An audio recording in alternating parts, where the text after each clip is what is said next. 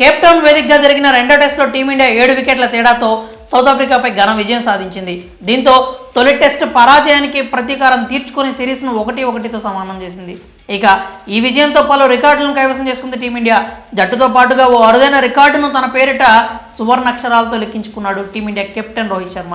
ఈ మ్యాచ్లో అద్భుతమైన కెప్టెన్సీతో అదరగొట్టాడు హిట్ మ్యాన్. పరిస్థితులకు తగ్గట్లుగా నిర్ణయాలను తీసుకుంటూ టీంకు చిరస్మరణీయ విజయాన్ని అందించాడు. ఈ క్రమంలోనే ఆ ఘనత సాధించిన ఏకైక కెప్టెన్గా చరిత్ర సృష్టించాడు రోహిత్ శర్మ. రోహిత్ శర్మ సౌత్ ఆఫ్రికా చేతిలో తొలి టెస్ట్ మ్యాచ్ ఓటమి నుంచి గుణపాఠాలు నేర్చుకున్నాడు. ఆ మ్యాచ్లో చేసిన తప్పులను రెండో టెస్టులో పునరావృతం కాకుండా చూసుకున్నాడు. అద్భుతమైన కెప్టెన్సీతో జట్టుకు తిరుగులేని విజయాలను అందించాడు. బౌలర్లను పిచ్కు పరిస్థితులకు తగ్గట్లుగా మారుస్తూ అసలైన నాయకుడు అనిపించుకున్నాడు.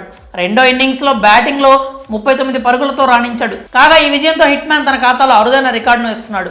ఇంతకీ ఆ రికార్డు ఏంటంటే కేప్ టౌన్ వేదికలో ఇప్పటి వరకు ఏ ఒక్క ఆసియా జట్టు కెప్టెన్ కూడా టెస్ట్ మ్యాచ్ గెలవలేదు. తాజాగా ఈ విజయంతో ఈ రికార్డు సాధించిన ఏకైక సారథిగా రోహిత్ నిలిచాడు. అదీకాక సౌత్ ఆఫ్రికా గడ్డపై టెస్ట్ సిరీస్ను డ్రాగా ముగించుకున్న రెండో కెప్టెన్గా మరో ఘనతకెక్కాడు.